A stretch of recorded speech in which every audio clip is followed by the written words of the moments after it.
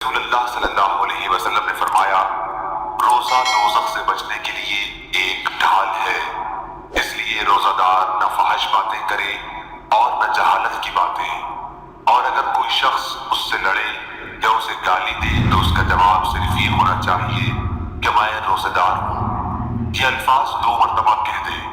اس ذات کی قسم جس کے ہاتھ میں میری جان ہے، روزہ دار کے منہ کی بو اللہ کے نزدیک مشک کی خوشبو سے بھی زیادہ پسندیدہ اور پاکیزہ ہے۔ اللہ تعالیٰ فرماتا ہے،